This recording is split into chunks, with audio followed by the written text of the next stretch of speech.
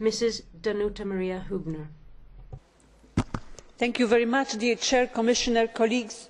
3 years ago, a major reform of European cohesion policy has been introduced, taking into account the unprecedented enlargement of the Union and new emerging challenges. It was not by chance that already in 2005 and 2006, European cohesion policy put on the top of its agenda the Lisbon strategy, innovation and competitiveness, climate change, energy security and efficiency, water efficiency, investment in new skills, attractiveness of territories for young people, quality of life.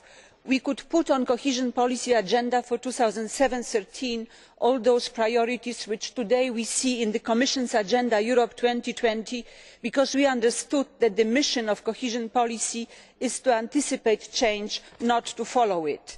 That is why more than 2 years ago the Regions 2020 analytical report was published.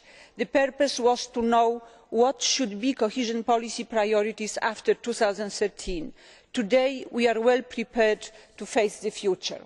A year ago the policy has put all its assets at the disposal of the European recovery package, providing also the essential link between the strategy of exit from real economic crisis and long term sustainable growth and structural transformation. But, dear Commissioner, our oral question is about the future. In the years to come, Europe we live in will be in need of a strong collective action to respond to expectations of its citizens, who are today informed citizens, fully aware of how much depends on choices made by policy makers. Those expectations are confirmed by public opinion polls.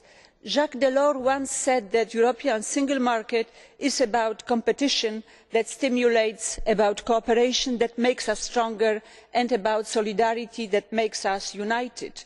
European cohesion that makes the single market work is delivered by European regional policy, which is today based exactly on this triple foundation competitiveness, cooperation and solidarity. For years we have talked about the need to unlock, to mobilise the development potential of all European regions and cities. The experience and logic clearly shows that this mobilisation turns out to be most effective and efficient if pursued through direct engagement of subnational levels of European governance. The European regional policy has already passed the subsidiarity test. Subsidiarity works for Europe. The 2006 reform of cohesion policy has made it a modern place based policy founded on a balance between equity and efficiency, between bottom up and top down approach, between common strategic European objectives and local flexibility. There is a need to move further on those issues, to continue the reform of policy governance, but certain principles should not be abandoned.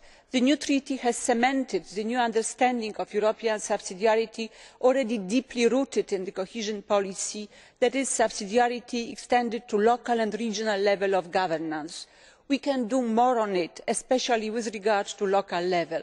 Those who suggest that cohesion policy can be limited to Brussels and national level either do not know the European reality or do not understand that excluding local and regional Europe from the pursuit of common European objectives is economically at best unwise and politically dangerous. Cohesion is a notion that excludes exclusion. Cohesion policy must not be divisive. For political, economic, social and legitimacy reasons it should be a policy for all, as the internal market is, as common currency is. All elements of this integration triangle common market, common currency, cohesion are mutually strengthening and interdependent. They are our common European public good. We policy makers have raised the stakes by promising to deliver. The challenges are well known. The EU 2020 strategy has been open to public consultations. Development policy with clear targets and tools is needed. Cohesion policy is a policy for development that engages all levels of European governance, working in concert for European citizens. To conclude, Europe needs new energy to take care of its future, to renew itself in an assertive way. A legitimate question is where this energy could and should come from. For me the answer is clear. Today this energy should come from below. Today this energy can be released through direct engagement of local and regional levels of European governance in the pursuit of common European objectives. Thank you, Mr. Chairman.